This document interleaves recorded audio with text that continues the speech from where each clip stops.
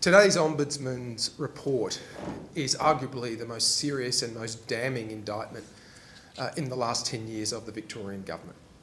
Under Daniel Andrews and Jacinta Allen, there has been a rampant corruption of the institution of the public service in our state. What this report by the Ombudsman also reveals is a culture of fear and secrecy in our public service. Victoria used to boast the best public service in the country. According to this report, it's fair to say we have the worst because of what Daniel Andrews and Jacinta Allen have done to subvert the institution of the public service in our system of government here in Victoria.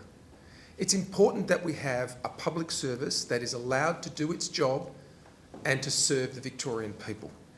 But it's clear on the basis of this report, which confirms what so many of us have long suspected, that the Victorian public service under Jacinta Allen and Daniel Andrews has been conscripted to serve the interests of the Labor Party and not the Victorian people.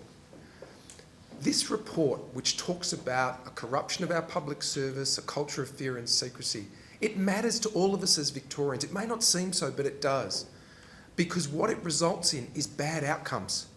And it's no wonder, on the basis of this report, that Victorians are facing the highest debt in the country, why we're all paying the highest taxes in the country, and why on so many measures the Victorian people are suffering with diminished and poorer public service delivery, whether it is across health, education, roads, child protection, you name it.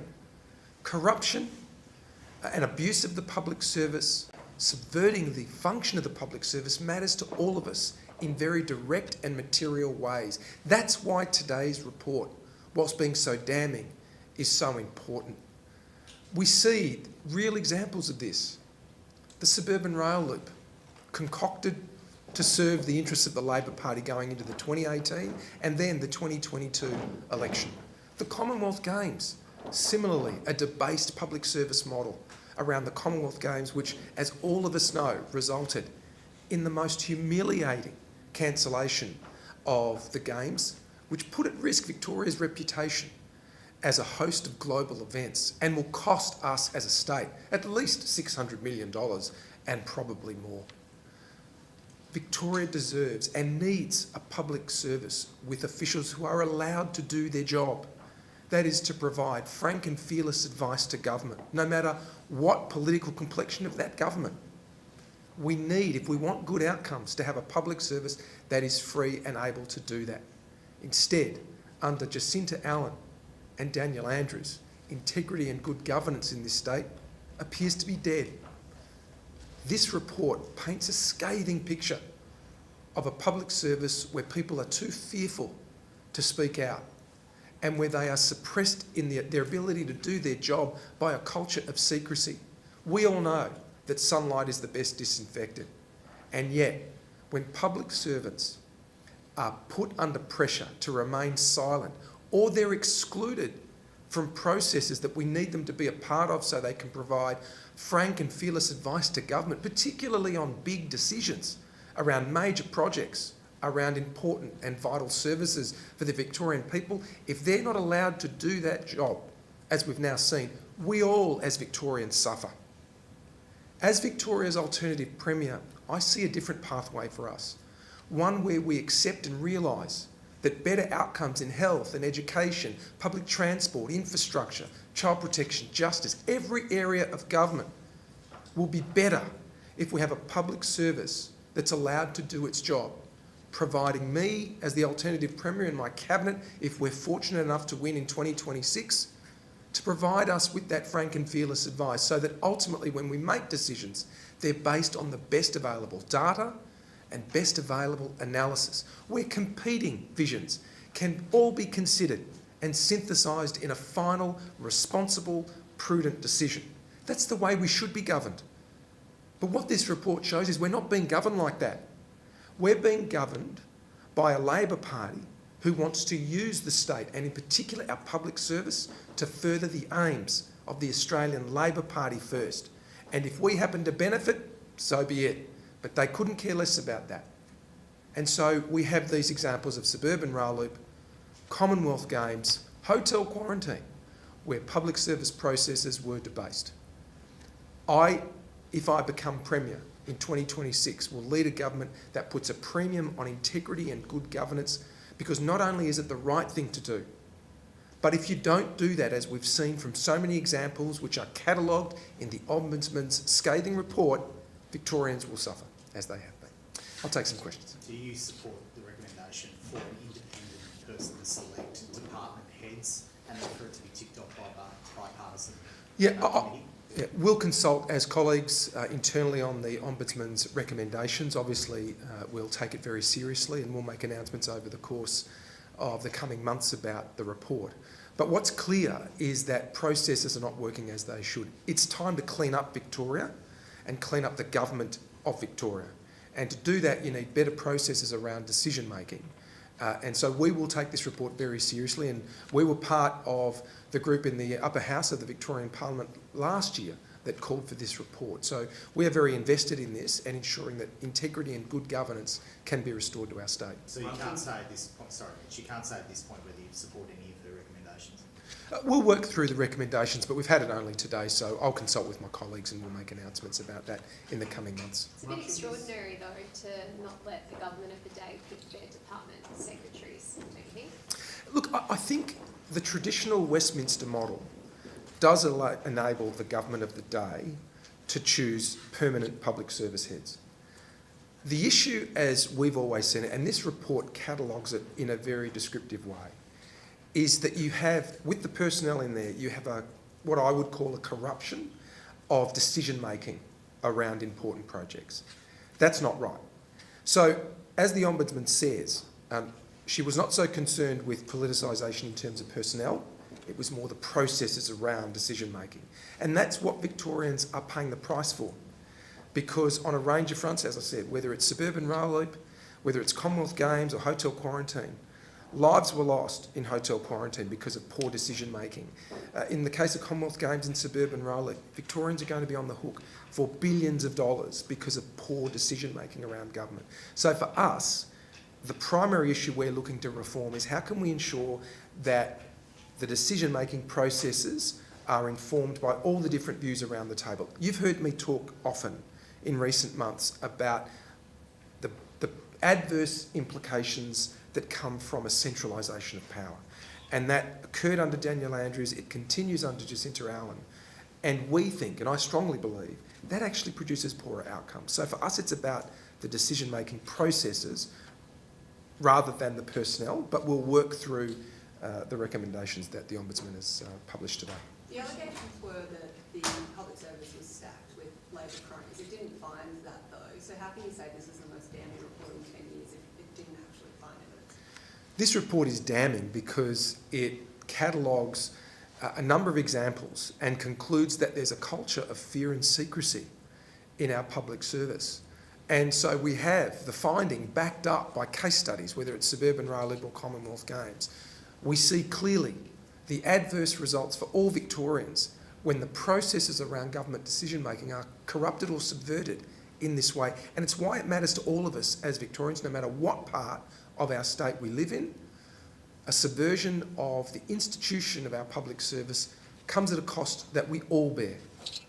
Just to your earlier point, much of this investigation centred around Daniel Andrews' second term as Premier.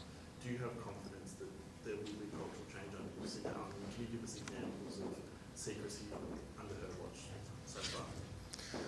I have seen no evidence that, confronted with the opportunity to be different, Jacinta Allen is going to be different from Daniel Andrews. Let's remember, Jacinta Allen has worked alongside Daniel Andrews as Deputy Premier and as a fellow Cabinet Minister for many years across two sets of governments. We've invited the Premier to show how she's different to Daniel Andrews. A good example is whether she would appear before the Commonwealth Games inquiry.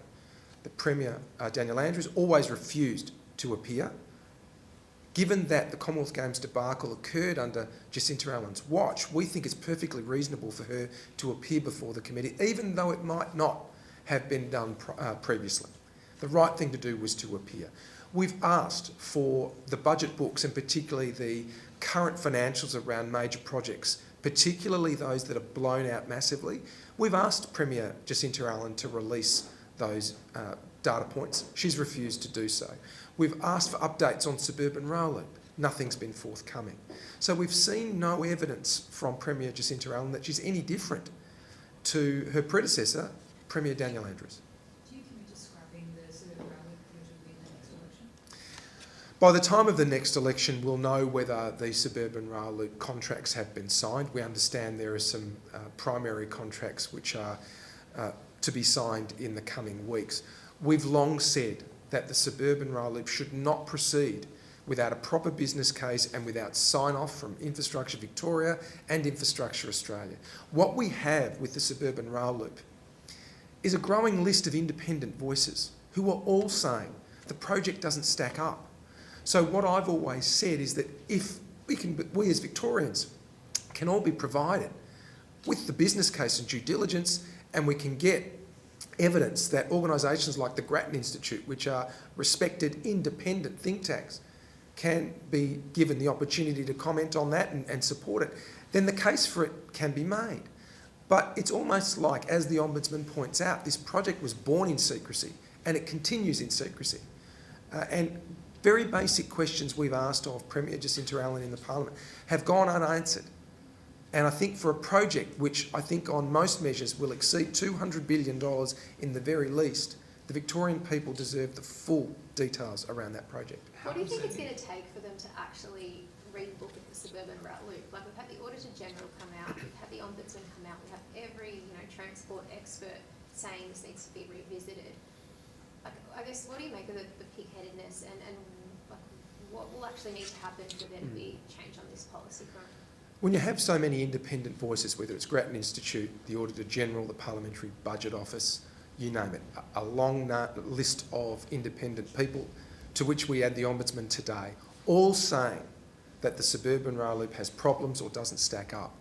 The only conclusion we as Victorians can draw about why Premier Jacinta Allen wants to persist with this project is basic politics. It's not good policy.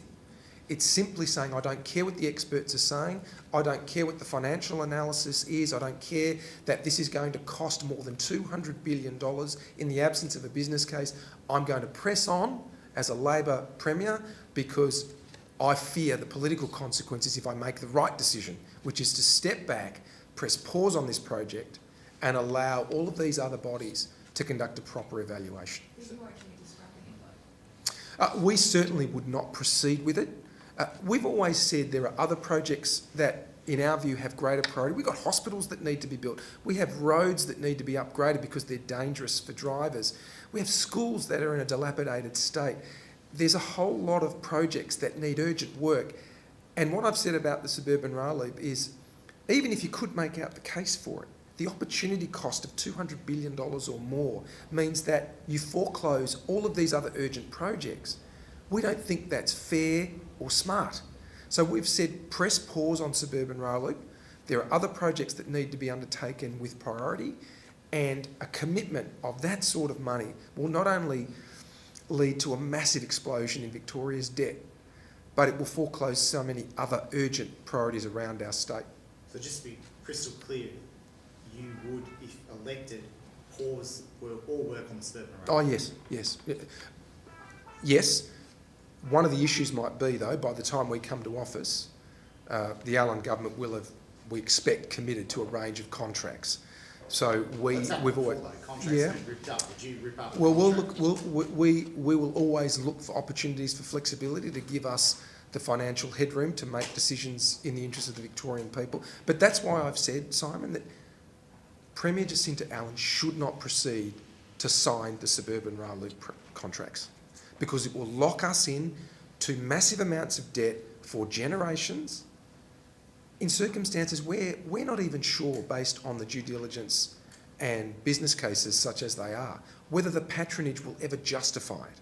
We've had a report out from Infrastructure Victoria today that talks about buses and how comparatively cheap buses are to transport large volumes of people around. There are challenges with it, but think about the comparative costs of investing more in a smart bus network compared with over $200 billion for one rail line around the southeast of Melbourne and coming around the top and then to the west. It's a massive project, suburban rail, and comes at a great cost. Generally feel that as the Secretary says in this report, he's not surprised and in fact pleased that not a single case has been found of political hire, and the Treasurer is going to speak shortly. I assume he'll say the same. They do have a point. They can get away with that, can't they? Well, I think the important thing in this report is the processes that have surrounded major decisions. And putting aside the hiring of personnel, what's clear is that the processes that have surrounded big decisions, whether it's suburban rail loop, Commonwealth Games, hotel quarantine amongst so many other projects and services, there's been a clear case of a subversion of that process so that public servants have not been free to give frank and fearless advice.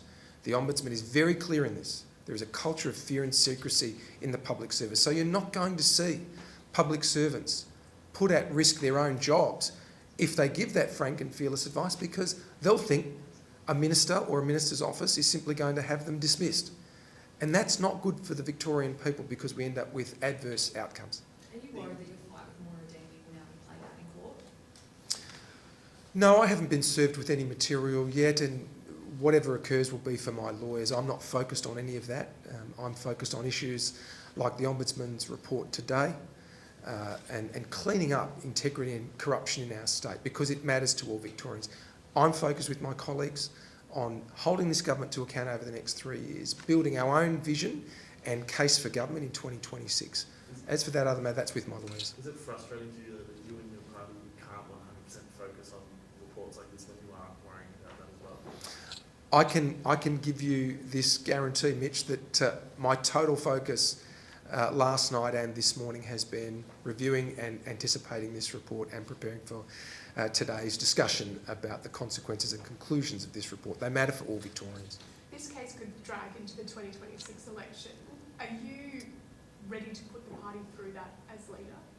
I'm not going to put the party through it. In fact, I'm here to defend the Liberal Party and myself in these proceedings, and it's with my lawyers. I don't have a whole lot more to add on that. It'll be with my lawyers, and they'll contact me from time to time when they need to. So on the claims that have been reported about statement of claim, do you have any comment on this? No, all I can say is I haven't been served with any material at this point. Is it regretful that it's gotten to this stage that it couldn't be worked out behind closed doors? I think you'll recall my statement of a few weeks back where I said I exhausted every effort I possibly could to resolve the matter. I've been very reasonable in that, but if another party doesn't want to settle, that's a matter for that party. But it's with my lawyers now. Did you ever consider bringing her back into the party room as part of her defence? There were discussions about how that matter could be resolved, and I put some proposals forward. They were not accepted.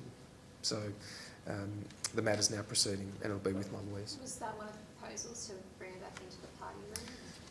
I won't go into the details of that. All I can say is that what I thought were very constructive discussions, certainly I put forward some proposals. They weren't accepted, and so the matter is where it is now. Have you personally not been served, or your lawyers haven't been served? I checked a little while ago, and neither I nor my lawyers had been served. A little while ago today? As in the last sort of 20 minutes or so.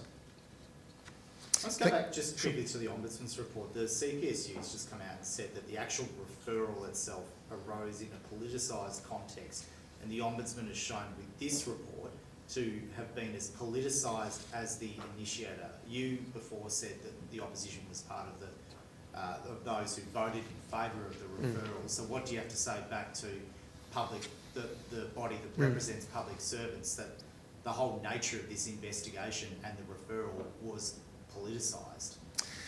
I think it's very disappointing from the public sector union to make these comments, because if anything, they should be standing with me. I'm the one, along with my colleagues and the Ombudsman, who are calling out the subversion of the public service.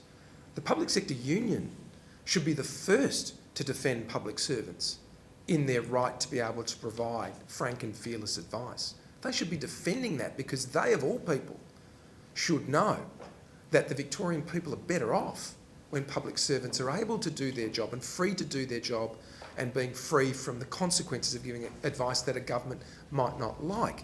Instead, and it's no surprise, the public sector union is standing with the Labor Party. And as I said earlier, what this report shows is that the Labor Party is using Victoria's public service to further the aims of the Labor Party, first and not the Victorian The people. former secretary in that report responded to it and accused the Ombudsman of having political bias. What do you make of that?